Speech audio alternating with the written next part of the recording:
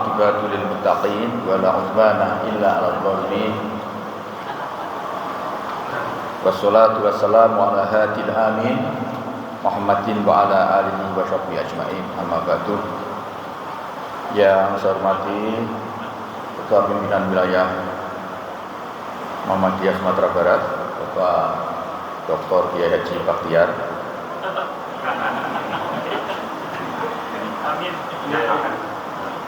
Ketua Takmir Masjid At-Taqwa Muhammadiyah Sumbar, Bapak Ki Jal Atri Tanjung, Ketua Panitia beserta pengurus masjid, dan ibu-ibu jamaah yang dirahmati Allah, bapak-bapak yang jamaah yang dicintai oleh Allah SWT. Pak Sekda. Oh iya Pak Sekda. Tapi Pak Sekda kan juga jamaah juga saya sebutkan. Ini saya ditodong oleh takmir untuk memberikan kultum setelah salat tarawih. Saya baru datang dari Jakarta untuk meninjau lokasi bencana banjir bandang. Besok pagi saya harus berangkat ke Kabupaten Pesisir Selatan untuk melihat progres atau kemajuan proses penanganan pasca banjir bandang dan juga gempa, termasuk juga memberikan bantuan-bantuan yang diperlukan. Untuk sekarang ini yang sudah tercatat meninggal itu 27 orang, kemudian yang masih belum diketemukan 4, dan besok yang sudah dipastikan meninggal itu akan kita, warga ahli warisnya kita beri santunan langsung dari pemerintah, dan saya besok akan menyerahkan itu. Nah, yang belum ketemu ya diharapkan mudah-mudahan ditemukan dalam keadaan hidup. Nah, kalau belum ya kita tunggu dulu sampai ketemu. Kemudian bantuan juga sudah kita berikan, terutama pangan, karena terutama pesisir selatan itu lahannya yang kena banjir dan gagal panen itu sekitar 6.000 hektar padi dan jagung. Karena itu kita akan usulkan kepada Pak Presiden. Kemarin saya sudah sampaikan Pak Presiden, insya Allah nanti akan kita beri bantuan ganti rugi untuk gagal panennya, sehingga nanti punya modal untuk menanam kembali. Kemudian ada yang buat saya satu, kita sudah mensuplai beras itu besar dari pusat ini, jadi kita usahakan jangan sampai lah kalau ini masalah pangan, terutama sekarang kan harga beras juga naik. Ibu-ibu jamaah pasti lebih tahu dibanding saya itu sekarang kondisi harga beras susah. Itu sebentar saya lihatnya catatan saya. Saya ini sudah tua jadi nggak hafal kalau nggak lihat catatan. Yang sudah diberi bantuan, jadi untuk penanganan ini yang sudah kita kirim dari pusat itu 50 ton beras, kemudian provinsi ditambah dari CCPD, jadi cadangan pangan daerah. Ini dana juga yang di sini sudah 221 ton beras yang kita kirim terutama ke pesisir selatan dan juga ke Padang Pariaman, termasuk ke mana? Pasaman Barat. Jadi kalau yang dari pusat 50 ton, kemudian cadangan pangan daerah itu 221 ton. Kemarin Pak Gubernur masih menyampaikan masih butuh lagi, maka saya ingin pastikan bahwa supply bahan pangan ini berjalan baik. Ya, saya merasa ikut prihatin, berduka atas kejadian yang menimpa, kalau nggak salah 11 kabupaten kota yang ada di Padang ini, dan kita tidak ingin berlama-lama, nanti akan kita segera selesaikan, dan kalau bisa ada solusi jangka panjang sehingga kalau nanti ada kejadian serupa tidak sampai menimbulkan kerusakan risiko yang terlalu berat. Dan mungkin minggu depan Pak Presiden juga akan berkunjung ke sini, termasuk mungkin sudah saya laporkan kemungkinan perlu ada pengerukan aliran sungai yang sudah berdekati penanggalan. Saya tidak tahu sungai mana itu, kemarin dilaporkan Pak Bupati itu lebarnya sudah 2 kali lipat. Itu akibatnya lahan penduduk juga sudah kena terjang. Jadi kalinya, sungainya itu melebarnya jadi 2 kali lipat. Dan itu tentu harus kita kembalikan agar jangan sampai. Kemudian juga ada relokasi nanti. Jadi ada yang harus kita pindah penduduknya dari lokasi itu untuk kita, dan yang bertanggung jawab menyiapkan lokasi nanti dari pemerintah daerah kabupaten, sedangkan bangunannya nanti akan kita bangun dari pusat untuk pembangunan rumahnya. Pokoknya kita akan usahakan bisa ditangani secara cepat. Dan ini memang sekarang sedang terjadi banjir di mana-mana kan, banjir bandang di mana-mana ini. Sekarang Jawa Tengah itu, Semarang itu stasiun kereta apinya tenggelam hari-hari ini. Jadi kereta api nggak bisa lewat Semarang, harus lewat jalur selatan ya. Semarang nggak bisa dilewati kereta api karena stasiunnya tenggelam. Begitu juga di Demak juga itu. Kalimantan Tengah juga, di Pontianak juga terjadi. Hanya memang yang paling parah di Sumbar ini, yang sampai memakan korban lebih dari 30 orang itu di Sumbar. Nah, saya ini Menko, Menteri Koordinator, bukan Menteri Teknis, jadi saya tidak membawai departemen tertentu. Beda dengan waktu saya Mendikbud, itu saya membawai Kementerian Pendidikan. Koordinasi itu tugasnya mengkoordinir kementerian-kementerian terkait. Seperti sekarang ini yang saya koordinasi ya, pertama BNPB, kebencanaan, dan Basarnas, Kementerian Sosial, Kementerian Kesehatan, kemudian Badan Pangan Nasional, untuk memastikan bahwa tadi itu supply berasnya jangan sampai ada yang kelaparan. Kemudian Kementerian Kesehatan, semua sudah kita koordinasi. Nah, besok saya ingin pastikan bahwa di lapangan koordinasi di Jakarta itu memang di lapangan berjalan seperti yang mestinya itu. Ya, Ibu Bapak sekalian, alhamdulillah kita sudah selesai melaksanakan pemilihan pemilu dan pilpres. Nanti akan berlanjut pemilihan kepala daerah di bulan September ya. Jadi ini sekarang pilpresnya insya Allah sudah selesai, tinggal nunggu pengumuman KPU.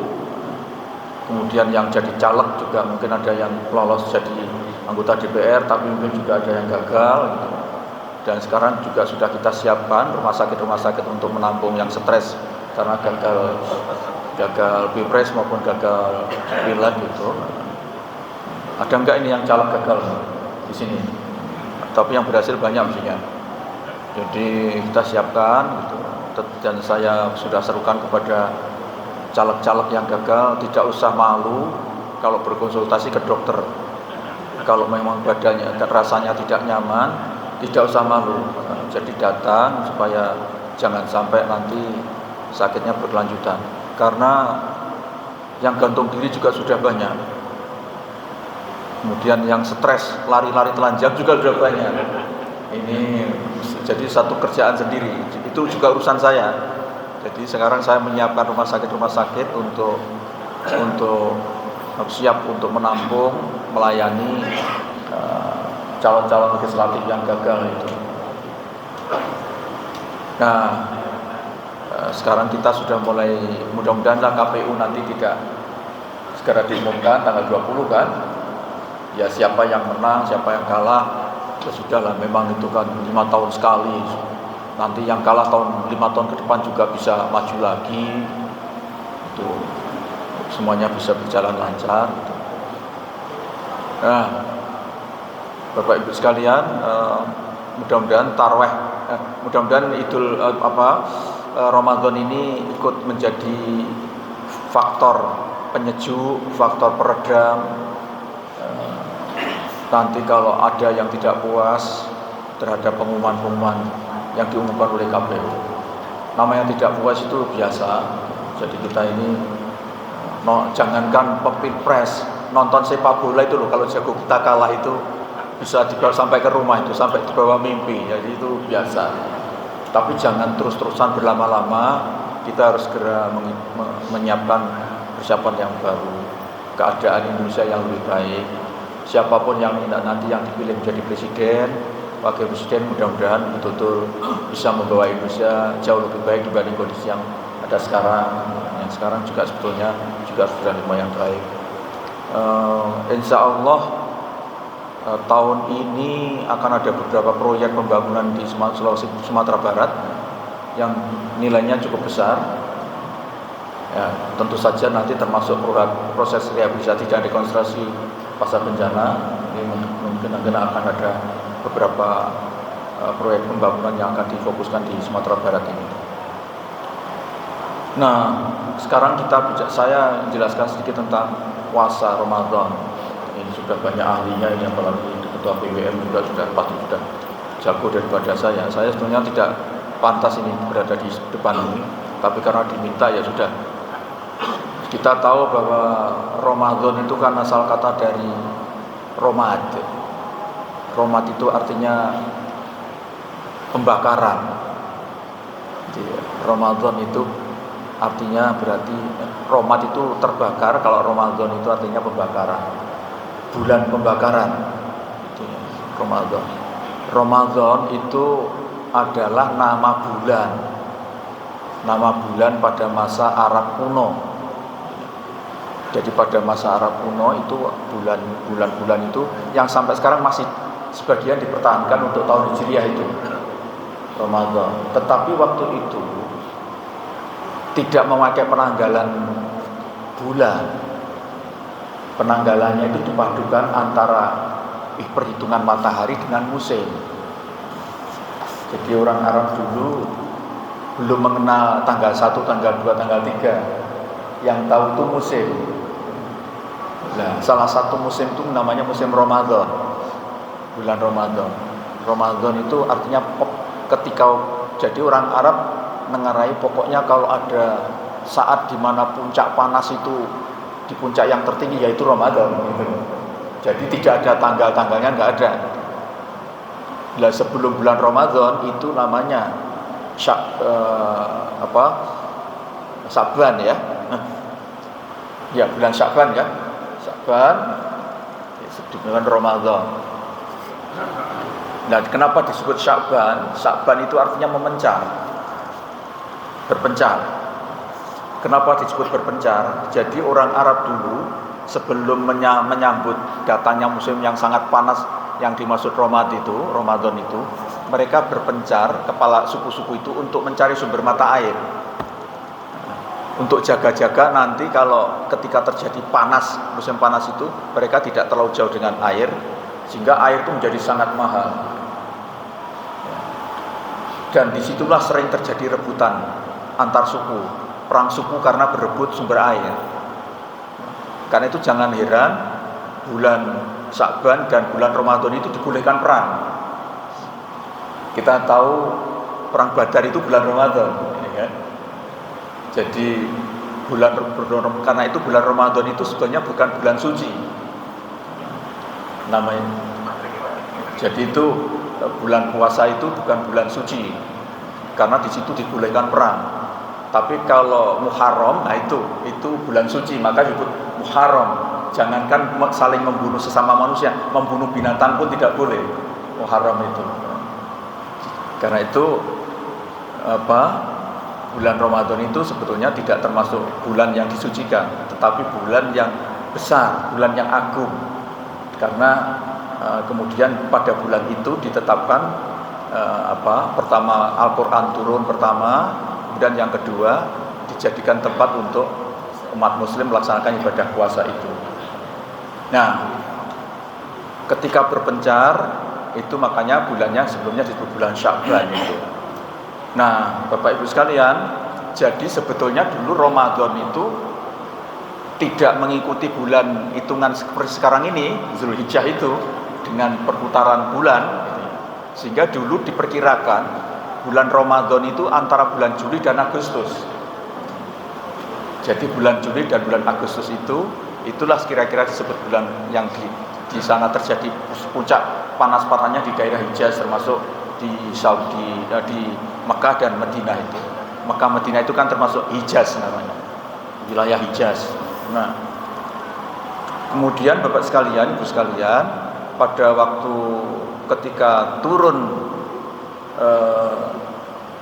yang kemudian mulai diperintahkan oleh Allah supaya kita melaksanakan puasa pada bulan Ramadan. Bulan Ramadan itu kenapa? Untuk menjadi pembeda dengan umat-umat sebelumnya yang juga melaksanakan puasa. Karena itu a'udzubillahi minasyaitonir rajim. Bismillahirrahmanirrahim. Ya ayyuhalladzina amanu kutiba alaikumusiyam kama kutiba alal ladzina min qablikum la'allakum tattaqun. Jadi sebagaimana juga telah diwajibkan kepada umat-umat sebelumnya gitu agar kamu takwa. Kemudian ayyam ma'dudat, yaitu pada hari-hari yang telah ditentukan. Ya, tidak lagi yang ditentukan. Jadi hari-hari yang ditentukan itu apa? Ayat yang berikutnya, ayyam ma'dudat faman kana minkum maridun aw ala safarin fa iddatun min ayyamin ukhra. Ya. Wa ala yutiquna fidyatun ta'am. Sebetulnya yang ayyam ma'dudat itu ayat berikutnya, syahrul ramadhan alladzi unzila fil Qur'an. Itu yang ahli balaghah ngerti itu. Saya enggak terlalu paham. Jadi Al-Qur'an itu karya sastra yang sangat canggih sekali. Jadi itu sebetulnya keterangan semua itu. Jadi syahrul Ramadan, jadi apa? Ya ayyuhalladzina amanu kutiba alaikumusiyam kama kutiba alal ladzina min qablikum la'allakum tattaqun. Ayyama ma'dudat faman kana minkum maridun aw ala safarin fa iddatun min ayyamin ukhra wa alal ladzina yutiquna fidyatun ta'amul miskin faman tata'a khairan fa huwa khairul lahu wa antasum khairul lakum baru syahrul Ramadan alladzi unzila Al-Qur'an. Jadi ayyama ma'dudat itu apa yang disebut syahrul Ramadan, yaitu pada bulan Ramadan. Ini yang membedakan puasanya orang-orang sebelum Islam dengan yang Islam. Jadi yang membedakan orang Islam dengan yang bukan yang sebelumnya itu yaitu puasa bulan Ramadan. Nah, kemudian pertanyaannya, loh, kalau begitu puasanya umat-umat sebelumnya itu seperti apa?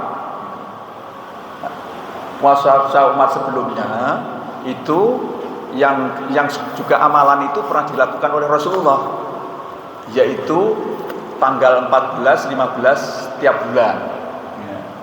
Ya kan? Rasulullah itu sebelum ada perintah bulan sholat puasa, itu puasa Rasulullah itu adalah tiap bulan tanggal 14, 15. Cara puasanya bagaimana? Jadi cara puasanya itu bukannya hanya sekali. Jadi selama 2 hari itu bukannya sekali, setiap kali itu. Malam juga puasa. Jadi begitu matahari tenggelam buka, setelah itu puasa lagi sampai besoknya. Nah, kemudian kalau menurut riwayat puasa Ramadan itu juga begitu. Jadi semula itu bukannya tidak jadi bukan ya sekali terus puasa lagi. Gitu. Nah, kemudian suatu saat sahabat ini gelisah. Gitu. Berat sekali kalau puasanya hanya berbuka sekali. Jadi malamnya juga puasa, siangnya juga puasa. Ya kalau cuma 2 hari kan ringan, hanya 14-15, walaupun itu jangankan 2 hari nggak puas nggak buka pun masih kuat kan gitu. Tapi ini kalau sebulan kan nggak kuat, berat sekali. Karena itu, dan Rasulullah juga berat sekali, karena ada sebuah riwayat kan, Rasulullah itu sampai ini mengganjal lambungnya dengan batu kan, untuk menahan laparnya itu, dan beliau terkulai di masjid gitu, dan para sahabat melihat itu, betapa menderitanya Rasulullah itu. Nah sementara sahabat itu banyak yang bolos gitu. Jadi kalau sekarang istilah mokel lah gitu. Jadi nggak melaksanakan seperti yang diperintah Rasulullah itu gitu. Cuman setiap ditanya oleh Rasulullah gitu, apakah kamu kuat melaksanakan puasa ini? Kuat Rasulullah gitu. Semua ngaku kuat, padahal sudah banyak yang nggak puasa. Nah, kemudian Umar bin Khattab ngumpulkan sahabat, kita ini bohong kepada Rasulullah terus gitu. Ya kalau kita hanya bohong gini kan nggak bagus gitu. Kemudian Umar bin Khattab lah menyampaikan kepada Nabi, menyampaikan, Rasul, kita ini sebetulnya nggak puasa gitu, nggak kuat kita gitu. Kemudian minta supaya Umar mengusulkan supaya Nabi Rasulullah meminta keringanan kepada Allah SWT. Keringanannya apa? Ya kalau bisa jangan 1 bulan lah puasanya ini, seminggu bisa gitu. Seminggu buka tadi itu hanya buka sekali itu masih kuat gitu. Tapi jangan 1 bulan gitu. Dan kemudian yang lebih penting lagi, mereka ngakui bahwa ya kita kalau tidak berhubungan suami istri selama 1 bulan kan nggak kuat gitu. Makanya kemudian turunlah ayat yang berikutnya itu, a'udzubillahi minasyaitonirrajim, wa idza sa'alaka ibadi anni fa inni qarib ujibu da'watad da'i idza da'an fa yastajibuli wal yu'minu bil alam yasyudu. Jadi ayat itu ada rangkaiannya. Jadi itu ketika kemudian Pak sahabat melapor kepada Nabi minta keringanan itu, maka kemudian wa idza sa'alaka ibadi anni fa inni qarib, kalau mereka itu bertanya tentang hamba itu kepada Muhammad tentang di mana aku, beritahu aku ini sangat dekat. Maksudnya itu apa? Ya sebetulnya mereka nipu bahwa sebetulnya nggak puasa, aku puasa itu Allah tahu gitu loh. Uji buta watadain idza da'an, aku akan mengabulkan permintaan mereka kalau dia meminta. Bayah tajibuli wa yu'lil sujud itu. Jadi itu rangkaiannya itu. Ketika para sahabat nipu bohong kepada Nabi, ngaku sudah puasa padahal tidak puasa gitu ya. Padahal Nabi juga tahu itu kalau mereka nggak kuat, nggak mampu, nggak puasa gitu. Selalu ditanya Nabi gimana? Alhamdulillah masih kuat Rasul. Padahal mereka sudah bolos semua itu, nggak kuat gitu. Maka kemudian turunnya ayat itu. Nah kemudian yang diberi keringanan bukan memotong waktunya, bukan sebulannya itu yang dipotong, yang seperti mintanya sahabat 1 minggu itu, tapi kemudian dibolehkan malam hari untuk tidak puasa itu. Makanya kemudian ayat yang berikutnya kan, ukhila lakum layatas syami rafathu ila nisaikum, ya itu. Jadi yang dibolehkan pertama itu rafathu ila nisaikum, mendekati perempuan-perempuan, artinya istri-istri kamu gitu. Kenapa kok yang pertama yang dibolehkan itu? Ya karena orang Arab itu terutama itu yang paling berat, dia nggak kuatnya itu gitu. Kemudian hunna libasulakum wa antu libasulahunna, ya kan? Kemudian wakulu wasrobu hatta yatabayyana lakumul khaytul abyadu minal khaytil aswadi minal fajr. Jadi pada malam hari kamu diberi keringanan untuk boleh mengumpuli istrimu dan makan dan minum. Jadi itu sebetulnya rukhsah itu, keringanan. Jadi ketika para sahabat minta dipotong 10 hingga seminggu itu, tapi oleh Allah tetap 1 bulan, tetapi malamnya boleh berhubungan dengan suami istri dan boleh makan dan minum. Jadi ingat, jadi kita makan malam itu keringanan. kita boleh berhubungan suami istri, keluarga berhubungan suami istri itu keringanan. Nah, namanya keringanan jangan digunakan seenaknya gitu. Ya pertama, jangan mumpung beri-beringanan terus makannya, kan itu kan menggambarkan di situ dramatis sekali loh ya ayat itu. Fal'ana basyiruhunna wabtagu makatabahu lakum kan. Jadi begitu begitu Rasulullah diberitahu kalau kamu dibolehkan berhubungan, fal'ana basyiruhunna, maka kamu sekarang segera dan lari dan kamu hampiri istri-istri kamu. Kan dramatis sekali itu. Nah, kemudian sekarang jadi pedoman ini. Jadi sekarang makannya boleh berkali-kali mulai buka sampai pagi gitu. Dan hatta yatabayyana khaytul abyadu minal khaytil aswadi minal fajri, sampai jelas hatta yatabayyana bintik-bintik putih ya, dari rona hitam. Jadi yang makanya kalau bapak-bapak ke Turki, di Turki itu sahurnya itu sudah siang, baru sahur. Ya. Jadi kita ini terlalu baik ini, baru mega kuning, mega merah ya, kita sudah nggak mau sahur lah. Kalau di Turki enggak, sampai putih di situ seperti kata ya tabayyanul abyadu kok. Gitu. Bukan kata ya tabayyanul ahmaru, bukan abyadu. Gitu. Jadi sampai bintik-bintik putih muncul itu boleh kamu makan gitu.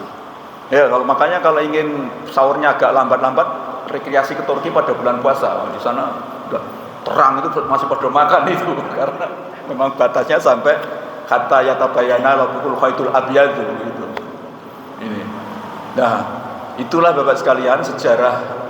Makanya di dalam Al-Qur'an itu kalau yang ahli tafsir diulang kan ayatnya itu. Yang pertama itu kan kutiba alaihim kama kutiba alal ladina qablak ayyam faman kana minkum maridun aw ala safarin fa iddatum min ayyamin ukhra. Ya kan? Jadi faman kana minkum maridun aw ala safarin fa iddatum min ayyamin ukhra. Barang siapa yang bepergian atau barang siapa yang sakit dan bepergian, maka dia boleh mengganti puasanya itu pada hari yang lain. Tetapi ayat yang berikutnya tidak loh. Wa man kana maridun aw ala safarin fa iddatun min ayyamin ukhra.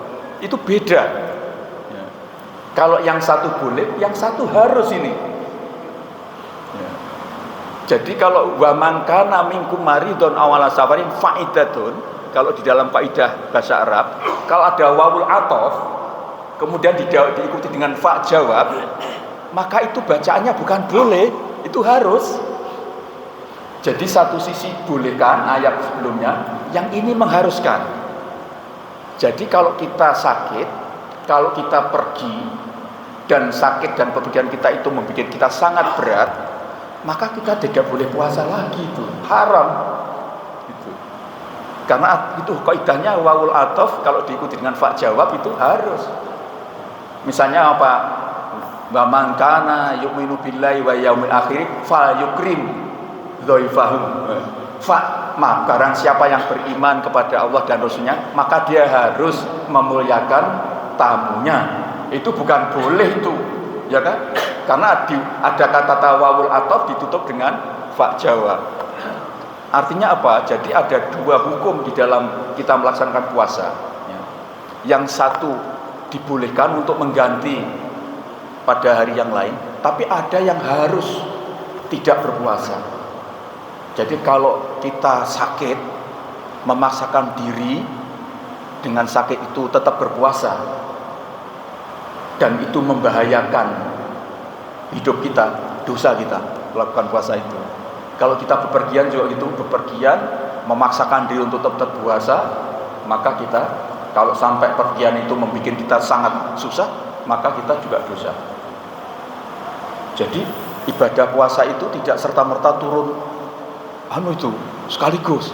Jadi ada proses cukup panjang.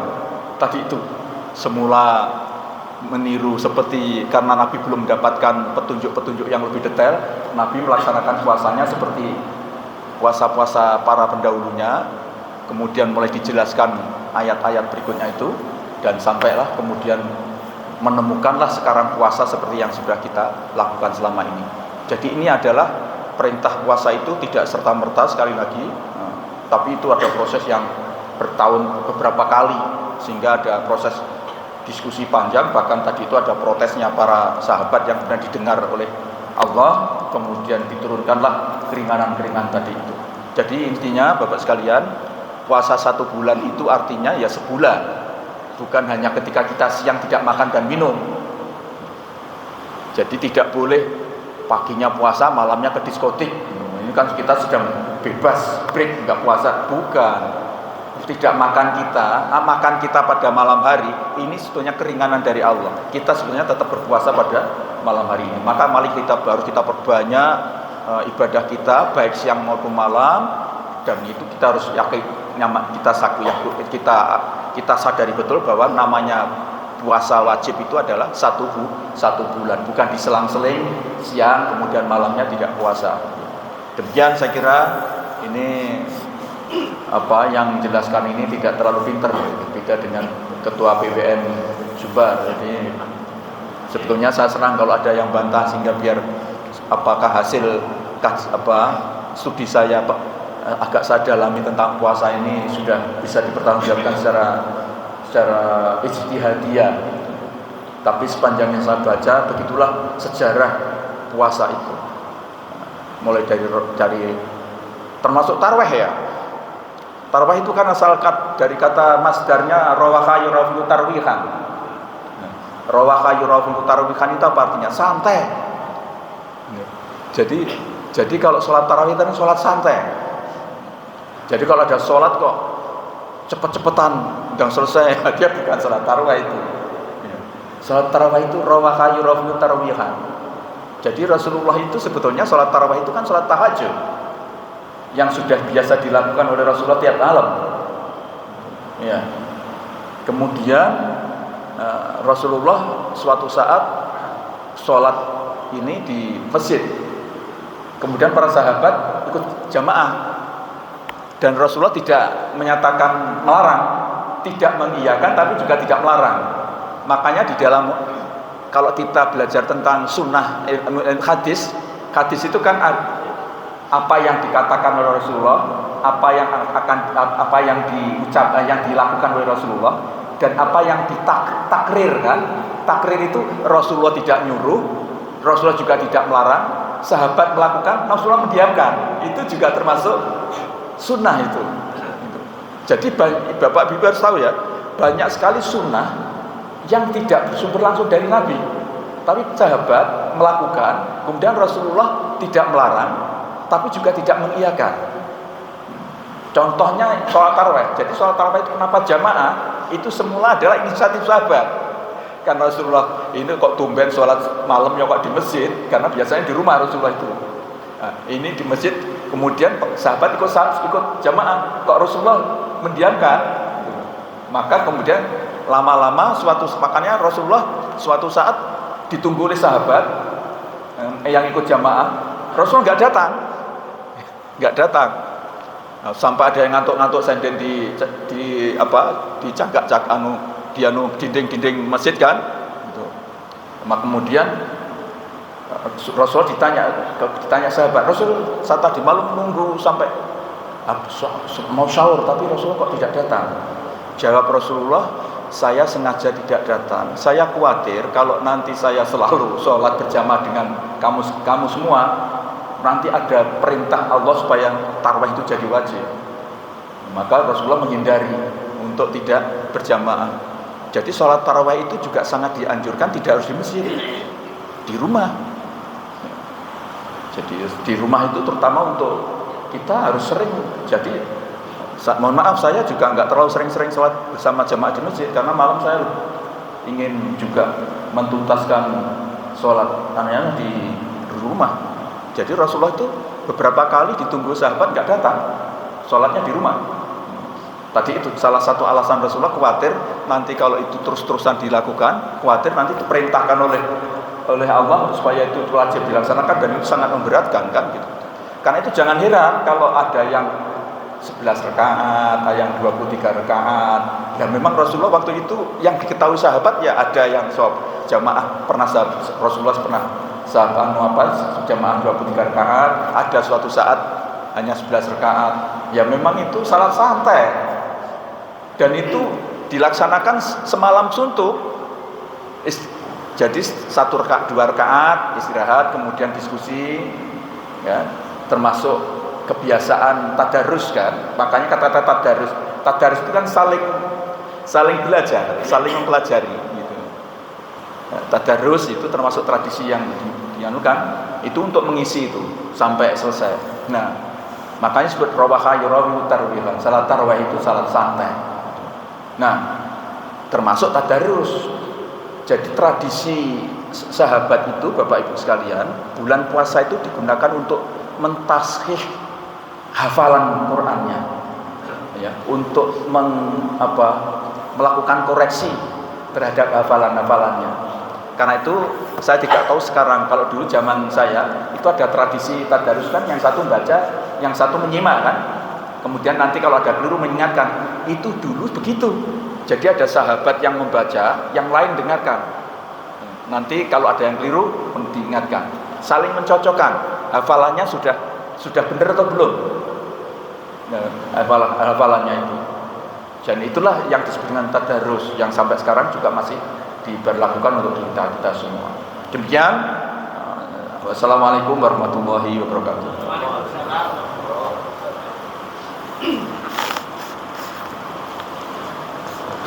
Ini ketua PBM punya